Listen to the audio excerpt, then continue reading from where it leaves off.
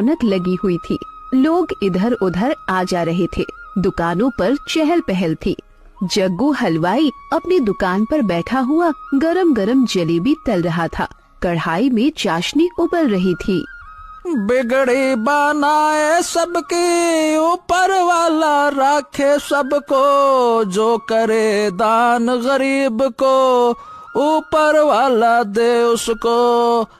भगवान के नाम पर मुझे कुछ दे दो भैया, कुछ तो दे दो, भूख लगी है इस बाबा को, दे दो।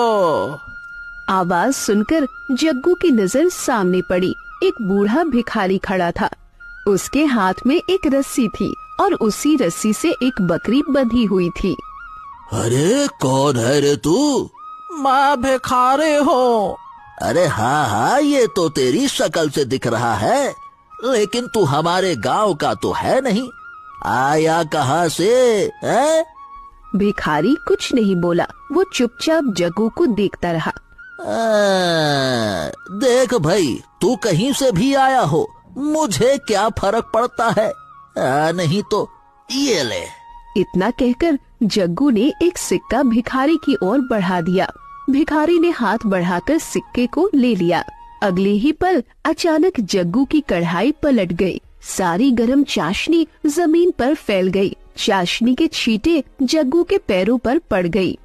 अरे रे रे रे रे रे रे रे रे, हाय दैया, मैं तो मर गया रे, मैं तो मर गया। बुरी तरह से जल रहा है, ये कैसे हो गया? रे रे रे रे रे रे रे रे रे। अरे चल तू दफा हो जा यहाँ से। आइंदा मेरी दुकान के आसपास फटका तो इतना पीटूंगा कि वर्षों तक तेरे शरीर पर नील पड़े रहेंगे। हाँ, मनहूस भिखारी कहीं का। 25 साल हो गए मुझे दुकान पर बैठते हुए, लेकिन आज तक चाशनी की एक बूंद तक ना गिरी मेरे शरीर पर। जैसे ही तेरी ये मनहूस शकल देखी मैंने, पूरी की पूरी कड़ाही गिर गई। रे रे रे रे रे रे रे रे रे, पूरा पैर जल गया तेरी वजह से।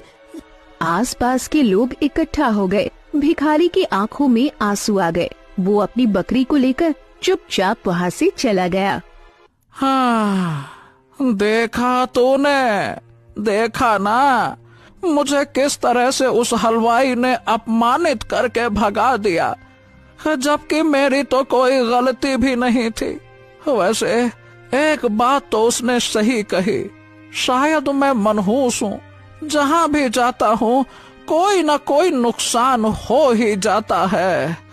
लेकिन हाँ, तू चिंता मत कर, मैं भूखा रह लूंगा, पर तुझे भूखा नहीं रहने दूंगा। हाँ। भिखारी की बातें सुनकर बकरी की आंखों से आंसू बहने लगे, मानो वो उसके हर शब्द को समझ रही हो। अगले दिन भिखारी अपनी बकरी को लेकर फिर से हरियारपुर गांव की ओर बढ़ गया। गांव का मुखिया अपनी बेटी की शादी की तैयारियों में व्यस्त था। तभी वो भिखारी वहां पहुंच गया। भगवान के नाम पे कुछ दे दो, मुझे कुछ दे दो, बड़ी भूख लगी है। मुखिया की नजर भिखारी पर पड़ी। उसके साथ बकरी देखकर वो चौंक गया। हैं? अरे तू एक तो भिखारी है और ऊपर से ये किसकी बकरी लेकर घूम रहा है रे? चोरी कर ली है क्या? है? किसकी बकरी है ये? ये तो मेरी बकरी है।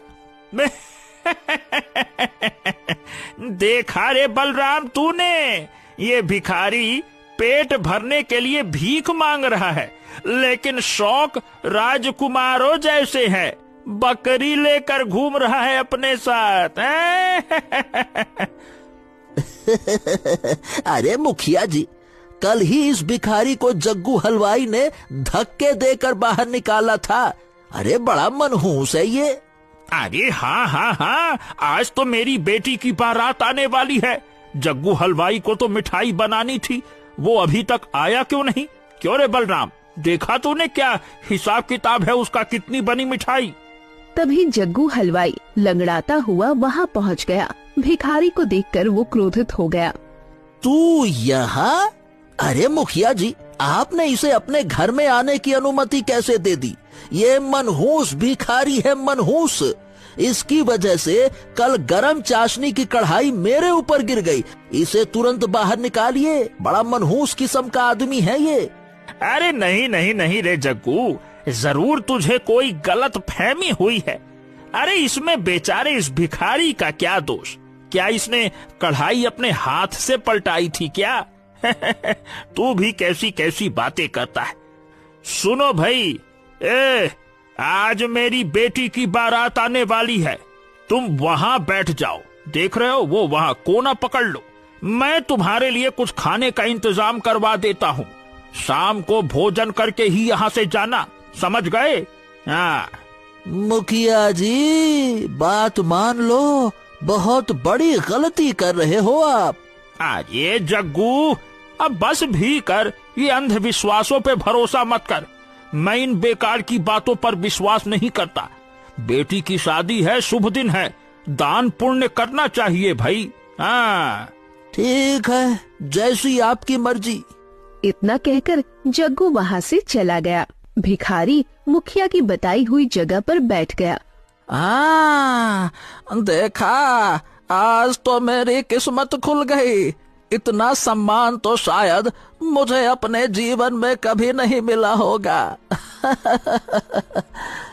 कुछ देर बाद एक नौकर थाली में अच्छा भोजन लेकर आया और भिखारी के सामने रख दिया। भोजन देखकर भिखारी की आंखों में चमक आ गई और उसके मुंह में पानी आ गया। नौकर थाली रखकर चला गया। हाँ, वाह वाह वाह वाह वाह वाह, इतना स्वादिष्ट भोजन तो शायद मैंने अपने जीवन में नहीं खाया होगा। इधर मुखिया अपने घर के अंदर गया और पत्नी कौशल्या को आवाज दी। ए कौशल्या, इधर आओ, इधर आओ। ये बताओ, मंडप सजाने वाला अभी तक आया ही नहीं, कहाँ गया? उसी का तो इंतजार कर रही हूँ। अरे उसे तो अभी तक आ जाना चाहिए था। कुछ ही देर में बारात आने वाली है और मंडप अभी तक सजा नहीं है। इतना कहकर मुखिया गुस्से से चिल्लाया। अरे बलराम, बलराम, अरे तू कहाँ मर गया रे? जल्दी से यहाँ आ। बलराम दौड़ता हुआ मुखिया के पास आया। हाँ मुखिया जी, बताइए ना, क्या हो गया? अरे जा, जल्दी से मंडप सजाने वाले के घर जा और उसको झकझोर कर यहाँ लेकर आ। बोलना कि कुछ ही देर में बारात आने वाली है, मंडप कब सजेगा? शादी के बाद। लेकर आ उसको। हाँ, अभी जाता हूँ। मुखिया ने फिर अपनी पत्नी की ओर देखा। अरे सौम्या कहाँ है भाई? वो अभी अभी छत पर गई है। ये सुनकर मुखिया क्रोधित हो गया। अरे आखिरकार इस घर में हो क्या रहा है? आज उसकी शादी है, मैंने कहा था ना कि वो छत पर ना जाए। आखिर वहाँ कर क्या रही है वो? हैं? इतना कहकर मुखिया गुस्से में बाहर निकल गया। कौशल्या तुरंत घर से बाहर निकली और छत की ओर देखकर आवाज दी। सौम्या, नीचे आ जाओ, कुछ ही देर में तुम्हारी सहेलियां आने वाली है। जी माँ, मैं अभी आई। अगले ही पल अचानक तेज हवा का एक झोंका आया। सौम्या का संतुलन बिगड़ गया और वो सीधे छत से नीचे गिर पड़ी। हाय माँ, मैं तो मर गई। नीचे गिरते ही उसकी कमर में भयंकर दर्द उठा। शादी वाले घर में हंगामा मच गया। चारों तरफ चीख पुकार होने लगी। कौशल्या जोर जोर से रोने लगी। मुखिया दौड़ता हुआ आया। कौशल्या, क्या हो गया कौशल्या, क्या बात है? सौम्या नीचे आ रही थी, लेकिन न जाने कैसे छत से गिर गई। अरे खड़े खड़े शक्ल क्या देख रहे हो? जाओ जल्दी से वैद्य को बुला कर लाओ, जल्दी जाओ। वैद्य वहाँ पहुँचा और सौम्या का इलाज करने लगा। हाँ, देखिए, अच्छा हुआ है कि ज्यादा गंभीर चोटें नहीं है, वरना जान भी जा सकती थी। लेकिन इस हालत में इसका विवाह तो अभी फिलहाल नहीं हो सकता। विवाह को टालना पड़ेगा। तभी जग्गू हलवाई दौड़ता हुआ वहाँ पहुँचा। अरे मुखिया जी, मैंने कहा था ना, उस भिखारी को शरण मत दो। आपने सबसे पहले अपने नौकर से थाली सजाकर भोग लगा दिया उसको। लेकिन आपने मेरी बात नहीं मानी। हो गया दान पुण्य। अब समझ में आया कि ये कितना मनहूस है। लेकिन आप तो कह रहे थे आप इन बातों पर विश्वास नहीं करते। ये सुनते ही मुखिया का गुस्सा फूट पड़ा। मुखिया सीधे भिखारी के पास गया। अरे दफा हो जा यहाँ से। इस घर के आसपास क्या, अगर गांव की सीमा के भी आसपास दिखा तो तुझे जीवित नहीं छोड़ूंगा। मनहूस कहीं का, तेरी वजह से मेरी बेटी छत से गिर गई। अब मुझे उसकी शादी टालनी पड़ेगी। मेरी इज्जत मिट्टी में मिल गई। जरूर तू किसी मनहूस माँ की औलाद होगा या किसी श्रापित माँ की औलाद। भिखारी की आंखों से आंसू बहने लगे। अब तुम लोग भी क्या तमाशा देख रहे हो? इस भिखारी और इसकी बकरी को गांव से धक्के देकर बाहर निकाल दो। इसके साथ जो बकरी है वो भी मनहूस होगी। निकालो इसको। गांव वालों ने भिखारी को पीटना शुरू कर दिया। भिखारी ने अपनी बकरी को बचाने की कोशिश की। अरे अरे बस करो, कम से कम इस बेचारी बकरी को तो मत मारो। उसका क्या दोष है? उसको मत मारो उसको। लेकिन गांव वालों ने कोई रहम नहीं किया। उन्होंने भिखारी और बकरी दोनों को धक्का देकर गांव की सीमा से बाहर निकाल दिया। भिखारी अपनी बकरी को लेकर जंगल की ओर बढ़ने लगा। काफी देर चलने के बाद बकरी थककर रुक गई। भिखारी ने उसे देखा। मैं जानता हूँ कि तुझे भूख लगी होगी। उसने बकरी को एक जगह बिठाया और पास से कुछ पत्ते तोड़कर उसके सामने रख दिए। बकरी आंखों में आंसू लिए पत्ते खाने लगी। ऊपर वाले, देखा तूने? मुझे लगा था कि जिंदगी में पहली बार मुझे सम्मान मिला है, लेकिन यह भी मेरी भूल थी। मुखिया की बात शायद सही थी। मुझे जन्म देने वाली माँ भी जरूर मनहूस होगी।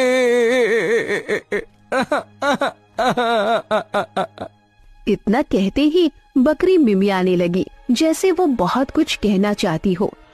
कभी कभी मुझे लगता है कि तू भी मेरा दुख दर्द समझने की कोशिश करती है। शायद मैं तेरी भाषा नहीं समझ पाता, लेकिन तू मेरी भाषा अच्छी तरह से समझ लेती है। लेकिन अब मैं अपने माँ को जरूर तलाश करूंगा। मुझे नहीं पता कि कहाँ से शुरुआत करूंगा, लेकिन करूंगा जरूर। अगर मेरी माँ जीवित हुई तो उससे पूछूंगा कि जब मैं पैदा हुआ था तब उसने मेरा गला घोट कर मुझे मार क्यों नहीं दिया। भिखारी देर तक बकरी से बात कर रहा था। फिर वो अपनी बकरी को लेकर जंगल की गहराई में भटकने लगा। भूख और प्यास की वजह से भिखारी की हालत जवाब दे गई। उसके होंठ सूख चुके थे और भूख से उसका पेट तड़प रहा था। थक हार कर वो भूख से निहाल होकर जमीन पर गिर पड़ा और बेहोश हो गया। उसकी बकरी मिमियाने लगी और उसे उठाने का प्रयास करने लगी, लेकिन भिखारी को होश नहीं आया। बकरी बार बार उसे उठाने की कोशिश करती रही, लेकिन कुछ देर बाद वो भी चक्कर खाकर वहीं गिर गई और बेहोश हो गई। बहुत देर बाद जब भिखारी की आंखें खुली तो उसने खुद को एक झोपड़ी में पाया। सामने एक साधु आसन लगाकर बैठे थे और उसे रहस्यमय नजरों से देख रहे थे। हाँ, अरे मैं यहाँ कैसे आ गया? तुम जंगल में बेहोश पड़े मिले थे। मेरी बकरी कहाँ चली गई? बेचारी मेरे बिना के। शांत, चिंता मत करो। तुम्हारी बकरी भी बेहोश मिली थी, लेकिन कुछ देर बाद उसे होश आ गया। वो देखो, वो सामने है। ये भोजन खा लो। तुम भूख की वजह से बेहोश हो गए थे। नहीं, मुझे नहीं खाना। मैं जानता हूँ कि अभी आप मुझे प्रेम से खाना खिला रहे हैं, लेकिन बाद में मुझे अपमानित करके अपनी झोपड़ी से बाहर निकाल देंगे। आप कहेंगे कि मैं मनहूस हूं। शांत शांत शांत, चिंता मत करो। मैं तुम्हारे साथ ऐसा बिल्कुल नहीं करूंगा। मैं जानता हूं कि तुम्हारे ऊपर मनहूसियत का दाग लगा हुआ है। हाँ, ये क्या बातें कर रहे हैं? क्या आप सबको जानते हैं? हाँ हाँ, मैं कोई साधारण साधु नहीं हूं। पहले कुछ खा लो। भिखारी ने रोते हुए भोजन किया। सुनो, यहां से कुछ दूर सोनमपुर नाम का एक नगर है। मैं जानता हूं कि तुम अपनी मां की तलाश करना चाहते हो, लेकिन तुम्हारे मन में बहुत सारे सवाल हैं। तुम्हें उन सारे सवालों के जवाब सोनमपुर नगर में ही मिलेंगे। मुझे आपकी कोई बात समझ में नहीं आ रही। मतलब मैं अपनी माँ की तलाश कैसे करूंगा और उन्हें पहचानूंगा कैसे? सच बताऊं तो मुझे अपने बारे में भी कुछ याद नहीं है। मैं कौन हूँ, कहाँ से आया हूँ, ये भी नहीं जानता। बस मुझे ऐसा महसूस होता है जैसे कि तुम कभी भिखारी नहीं थे, तुम कुछ और थे। हाँ साधु महाराज, बस यही एहसास मुझे बार बार होता है, बार बार। जब तुम सोनम नगर पहुंच जाओगे, तब नगर की सीमा में तुम्हें एक झोपड़ी नजर आएगी। उस झोपड़ी के अंदर एक बूढ़ी औरत रहती है। वो बूढ़ी औरत तुमसे जो काम करने को कहे, तुम्हें वो काम करना होगा।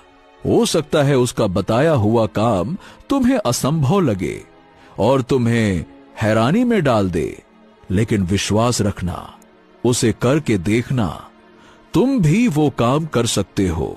अगर तुम उसकी बात को नजरअंदाज कर दोगे तो जिंदगी भर इसी बकरी के साथ भिखारी बनकर भटकते रहोगे और कभी अपनी सच्चाई को नहीं जान पाओगे।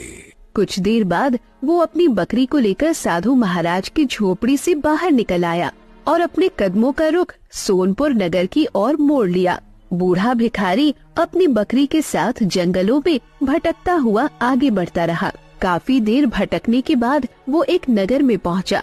उसने देखा कि पूरे नगर में अजीब सा सन्नाटा पसरा हुआ था। भिखारी की नजर नगर की सीमा पर बनी एक झोपड़ी पर पड़ी। वो अपनी बकरी को लेकर झोपड़ी के अंदर चला गया। झोपड़ी के अंदर एक बूढ़ी औरत चूल्हा जलाए बैठी थी। उसकी आंखों से आंसू बह रहे थे। कौन हो तुम? मैं एक भिखारी हूँ। तो यहाँ से चले जाओ, मेरे पास तुम्हें देने के लिए कोई भिक्षा नहीं है। मैं खुद बहुत गरीब हूँ। भिखारी ने देखा कि चूल्हा जल रहा था, लेकिन उस पर कोई बर्तन नहीं रखा था। तुम्हारा चूल्हा जल रहा है, लेकिन कुछ पक नहीं रहा है, फिर तुम चूल्हा जलाए क्यों बैठी हो? मेरा बेटा बहुत समय पहले किसी काम से राजमहल गया था। वो अभी तक वापस नहीं आया। मैं उसी का इंतजार कर रही हूँ।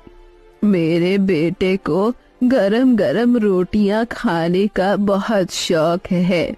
जब वो आएगा तब मैं उसके लिए गरम गरम रोटियां बनाऊंगी। मैंने चूल्हा इसीलिए जला रखा है ताकि जब वो आए तो उसे ज्यादा इंतजार न करना पड़े। भिखारी चुपचाप उस बूढ़ी औरत को देखता रहा।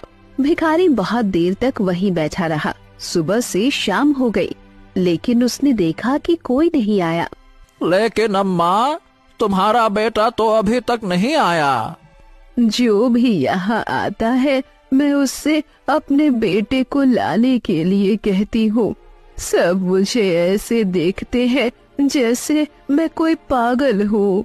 बूढ़ी औरत की बात भिखारी को बहुत आश्चर्यजनक लगी। भिखारी अपनी बकरी को साथ लेकर झोपड़ी से बाहर निकल आया।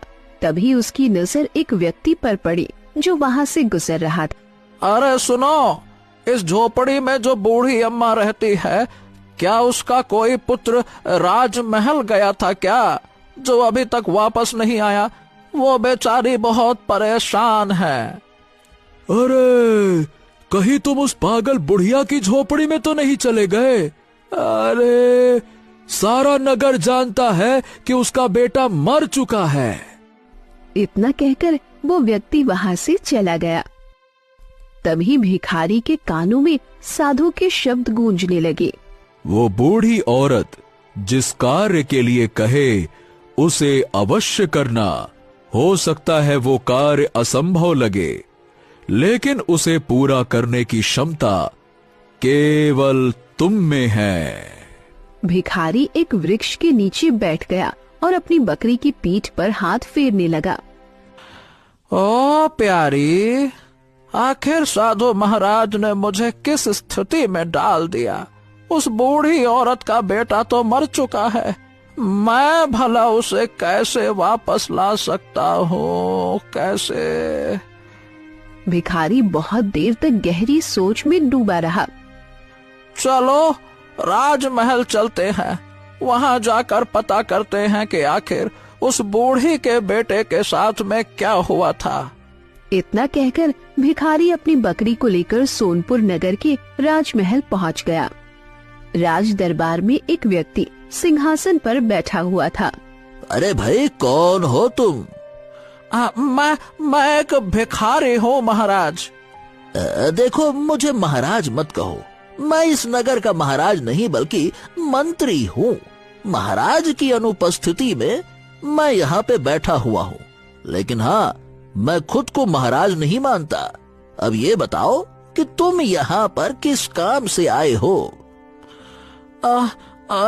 बात यह है मंत्री जी कि मैं इस नगर में पहली बार आया हूँ। नगर की सीमा पर एक झोपड़ी है, वहाँ एक बूढ़ी औरत रहती है। जब मैं उस झोपड़ी में गया तो देखा कि चूल्हा जल रहा था, लेकिन उस पर कुछ पक नहीं रहा था। उसने बताया कि उसका बेटा राजमहल गया था जो वापस नहीं आया। उस बूढ़ी औरत ने अपने बेटे को वापस लाने के लिए मुझसे कहा। बाद में मुझे पता चला कि उसका बेटा मर चुका है। ये सुनकर मंत्री की आंखों में आंसू आ गए। वाकई में ये बड़ी दुख भरी कहानी है। हाँ, कुछ समय पहले इस नगर पर राजकुमार वीर का शासन हुआ करता था। राजकुमार वीर अपनी माँ की छत्रछाया में पला बढ़ा, लेकिन उसकी माँ ने उसे प्रजा से प्रेम करना कभी सिखाया ही नहीं, बल्कि उसे क्रूर बनना सिखाया, शक्ति का दुरुपयोग करना सिखाया। उसकी माँ का मानना था क्रूर शासक ही संसार पर राज कर सकता है। एक दिन राजकुमार के अत्याचारों से तंग आकर एक युवक दरबार में आया। अब उस समय राजकुमार अपनी माँ के साथ बैठा हुआ था। उस युवक ने राजकुमार को सच्चाई दिखाने की कोशिश की, लेकिन हाँ, राजकुमार ये सहन नहीं कर सका और उसने उसी समय उस युवक की हत्या कर दी। इतना कहकर मंत्री चुप हो गया। कुछ देर बाद मंत्री ने भारी स्वर में कहा, हाँ, और वही युवक उस बूढ़ी औरत का पुत्र था। उसके बाद एक साधु महाराज यहाँ पे आए और उसने राजकुमार और उसकी माँ को श्राप दे दिया। श्राप के बाद वो दोनों गायब हो गए। वो कहाँ गए किसी को नहीं पता। तब से उनका इंतजार मैं कर रहा हूँ कि वो लौटें, अपना राजपाट संभालें, ताकि मैं अपने कर्तव्य से मुक्त हो सकूं। अच्छा, लेकिन कैसा श्राप? मंत्री ने रहस्यमय दृष्टि से भिखारी को देखा। अरे, उस श्राप के बारे में जानकर तुम क्या करोगे? वैसे मैं केवल इतना बता सकता हूँ कि उस बूढ़ी औरत का बेटा, उसका शव अब एक कंकाल में बदल चुका है। वो कंकाल जंगल में एक साधु की कुटिया में सुरक्षित रखा है। न जाने वो साधु अब तक उस युवक के शव को क्यों सुरक्षित रखे हुए है, पता नहीं। अगर तुम पूरा सच जानना चाहते हो तो जाओ, जाकर उस साधु से मिलो। उसी साधु से श्राप के बारे में भी पूछना। भिखारी अपनी बकरी को लेकर राजमहल से बाहर निकल आया। वो जंगल की ओर बढ़ गया। बहुत देर तक तलाश करने के बाद उसे जंगल के बीच एक झोपड़ी दिखाई दी। भिखारी अपनी बकरी को लेकर उस झोपड़ी के अंदर चला गया। भिखारी जैसे ही झोपड़ी के अंदर गया, सामने बैठे साधु को देखकर वो चौंक गया। वो साधु कोई और नहीं बल्कि वही थे जिन्होंने उसे सोनपुर नगर भेजा था। आप तो वही साधु हैं जिन्होंने मुझे सोनपुर नगर भेजा था। आखिर ये सब कुछ क्या रहस्य है साधु महाराज? लगता है कि तुम राजमहल से लौट आए हो। आओ, मेरे साथ आओ। इतना कहकर साधु झोपड़ी से बाहर निकल गए। भिखारी अपनी बकरी को लेकर साधु के पीछे पीछे चल पड़ा। कुछ देर बाद साधु एक दूसरी झोपड़ी के भीतर गए। वहाँ एक युवक का कंकाल पड़ा हुआ था। साधु ने कंकाल की ओर देखते हुए कहा, देखो, यही वो युवक है जो उस बूढ़ी औरत का पुत्र है। इसका नाम मोहन है और इसे तुम जीवित कर सकते हो। ये सुनकर भिखारी स्तब्ध रह गया। हैं? अरे मैं तो ठहरा मनहूस आदमी। मेरी वजह से लोग बिगड़ जाते हैं, लोगों के बनते काम बिगड़ जाते हैं। मैं किसी मरे हुए को कैसे जीवित कर सकता हूँ? आप ये कैसी बातें कर रहे हैं? अगर विश्वास नहीं होता तो कंकाल के पास जाओ, इसके दुख और पीड़ा को महसूस करो। सोचो कैसे इसकी मां से अलग किया गया इसे। जिस तरह से तुम अपनी मां की तलाश में भटक रहे हो, उसी तरह से एक मां अपने बेटे की याद में रो रही है। उस दर्द को महसूस करो। उस दर्द से निकले आंसू ही इसे जीवन दे सकते हैं। जाओ। भिखारी धीरे धीरे कंकाल के पास गया। उसकी आंखों के सामने उस बूढ़ी औरत का रोता हुआ चेहरा उभर आया। उसे अपने जीवन के सारे अपमान याद आने लगे। वर्षों से लोग उसे मनहूस कहते आए थे, धक्के मारते आए थे। भिखारी की आंखों से आंसू टपक पड़े। जैसे ही आंसू कंकाल पर गिरे, अगले ही पल रंग बिरंगी रोशनी फैल गई। कंकाल धीरे धीरे एक सुंदर युवक में बदल गया। युवक ने अपनी आंखें खोल ली। उसी क्षण भिखारी की आंखों के आगे अंधेरा छा गया। वो बेहोशी की गहराई में डूब गया। बेहोशी में उसकी आंखों के सामने बीते समय के चित्र चलने लगे। कुछ वर्ष पहले राजकुमार वीर अपनी माँ रानी रुक्मणी के साथ अकड़ से सिंहासन पर बैठा था। तभी दरबार में मोहन नाम का एक युवक आया। राजकुमार प्रणाम। जब से आपके पिताजी इस संसार से गए हैं, तब से आपके अत्याचार बढ़ते जा रहे हैं। आपकी वजह से राज्य में भूखमरी फैल गई है। ये सुनकर राजकुमार वीर क्रोधित हो गया। तुम्हारी इतनी हिम्मत कि तुम मुझसे ऊंची आवाज में बात कर रहे हो? राजकुमार, मैंने आवाज ऊंची नहीं की है, बल्कि मैं तो आपको आईना दिखा रहा हूँ। एक राजा को अपनी प्रजा के प्रति दयालु होना चाहिए। तुम किस अधिकार से ये सब कुछ कह रहे हो? आखिर तुम होते कौन हो? मैं इस राज्य का राजा हूँ, राजा। जब अत्याचार हद से ज्यादा बढ़ जाता है तो प्रजा बागी हो जाती है, और जब प्रजा बागी होती है तो बड़े से बड़ा क्रूर शासक भी कुचल दिया जाता है। देखते क्या हो पुत्र, ये साधारण मनुष्य दरबार में तुम्हारा अपमान कर रहा है। इसे जाने का कोई अधिकार नहीं। राजकुमार वीर ने तलवार। तुम दोनों ने ये क्या किया? एक निर्दोष मनुष्य की हत्या केवल सच बोलने की वजह से? तुमने एक बेटे को उसकी मां से और एक मां को उसके बेटे से अलग कर दिया। हम तुम्हें श्राप देते हैं राजकुमार कि तुम एक भिखारी बनोगे और जहां भी जाओगे ठुकराए जाओगे। लोग तुम्हें मनहूस कहेंगे। अगले ही पल राजकुमार वीर रंग बिरंगी रोशनी में गायब हो गया। रानी रुक्मणी कांप उठी। मेरा बेटा कहाँ गया? साधु ने उसकी ओर देखा। तो भी वहीं जाएगी, लेकिन एक बकरी के रूप में। अपने बेटे को अपमानित होते हुए देखेगी, लेकिन सच्चाई नहीं बता पाएगी। जिस दिन कोई मनुष्य उस भिखारी की मां को मनहूस कहेगा, उसी दिन तेरा बेटा अपनी मां की तलाश में निकलेगा। जब उसकी आंखों से सच्चाई का आंसू गिरेगा, तब ये युवक जीवित होगा और तुम दोनों श्राप से मुक्त हो जाओगे। अगले ही पल रानी रुक्मणी भी रंग बिरंगी रोशनी में गायब हो गई। राजकुमार वीर स्वयं को एक बूढ़े भिखारी के रूप में पाया और रुक्मणी स्वयं को एक बकरी के रूप में। रुक्मणी ने सच्चाई बताना चाही, लेकिन नहीं बता पाई।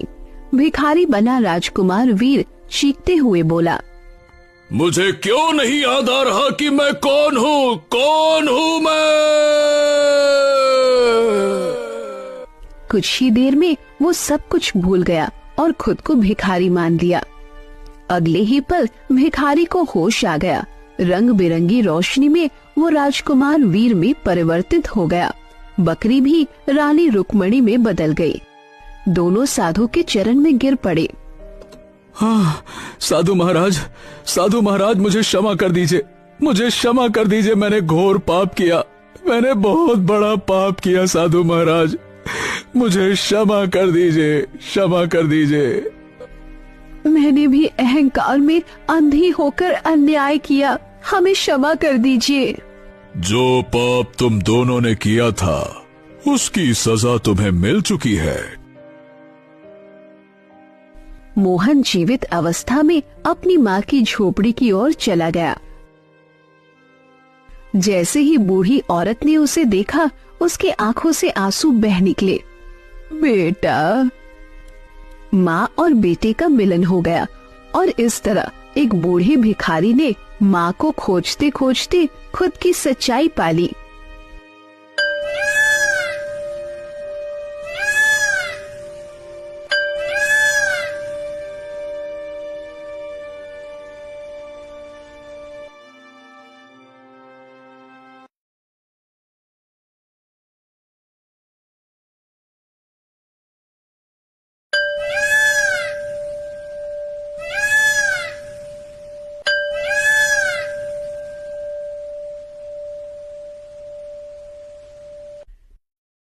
दीक्षा एक ऊंची पहाड़ी पर खड़ी थी। पहाड़ी का जंगल बहुत ही घना था। अगले ही पल एक बादल उड़ता हुआ उसकी ओर आया। दीक्षा उस बादल को देखकर डर गई। वो बादल बहुत ही तेज रफ्तार से उसकी ओर बढ़ रहा था, जैसे हवा उसे खींचकर उसी की ओर ला रही हो। कुछ ही क्षणों में वो बादल दीक्षा के बिल्कुल पास आ गया और उसे चारों ओर से ढक लिया। दीक्षा को अपने चारों ओर एक अजीब सा कोहरा फैला हुआ दिखने लगा। वो उस कोहरे से बाहर निकलने के लिए भागने लगी। कुछ ही देर बाद कोहरा हट गया। सामने का दृश्य देखकर दीक्षा हैरान रह गई। ये क्या? मैं तो पहाड़ी पर थी, फिर ये जगह कहाँ से आ गई? ये तो एक बहुत ही सुंदर गांव है। दीक्षा ने देखा कि वो एक बहुत सुंदर गांव में खड़ी थी और अब वहाँ पहाड़ का कोई निशान तक नहीं था। तभी उसके कानों में एक आवाज टकराई। इस तरह चौंकने की जरूरत नहीं है दीक्षा, तुम बहुत ही खास हो। तुम एक बहुत ही विचित्र गांव में हो। ये गांव बादलों के ऊपर उड़ता रहता है और बादलों के अंदर ही बसा हुआ है। तुम्हें यहां आना ही था। तुम्हें इस श्रापित गांव को श्राप से मुक्त कराना होगा। अगले ही पल दीक्षा को चक्कर आया और वो बेहोश होकर गिर पड़ी। कुछ क्षणों बाद दीक्षा की आंख खुल गई। वो अपने घर पर लेटी हुई थी। उसका शरीर पसीने से भीगा हुआ था। उसकी माँ कौशल्या खांस रही थी। क्या हुआ दीक्षा? तुम गहरी नींद में सो रही थी, अचानक कैसे जग गई? कुछ नहीं माँ, बस एक बहुत ही विचित्र सपना देखा था। दीक्षा ने खिड़की से बाहर देखा तो सुबह हो चुकी थी। माँ, मैं खेत में काम करने जा रही हूँ। दीक्षा सुखिया चाचा के खेत में काम करने लगी। कुछ ही देर बाद सुखिया चाचा वहाँ आ गए। अरे अरे दीक्षा, ए बेटा, तेरी माँ की तबीयत अचानक से खराब हो गई है। वो खांसते खांसते बेहोश हो गई है, जल्दी चल। ये सुनकर दीक्षा घबरा गई और काम छोड़कर सीधे घर की ओर दौड़ पड़ी। दीक्षा ने देखा कि उसकी माँ होश में नहीं थी और पास में उसकी पड़ोसी गंगा ताई बैठी हुई थी। अच्छा हुआ मैं यहीं से गुजर रही थी, सब कुछ मेरे सामने ही हुआ। अब तू अपनी माँ को जल्दी से किसी अच्छे वैद्य के पास ले जा। दीक्षा अपनी माँ का हाथ पकड़कर गांव के सबसे अच्छे वैद्य की झोपड़ी की ओर ले गई। वैद्य ने कौशल्या की जांच की थी और कुछ जड़ी बूटियां दी। दीक्षा, बेटा ये जड़ी बूटियां मिलाकर दे दो। अगर आराम ना मिले तो फिर से मेरे पास आना, ठीक है?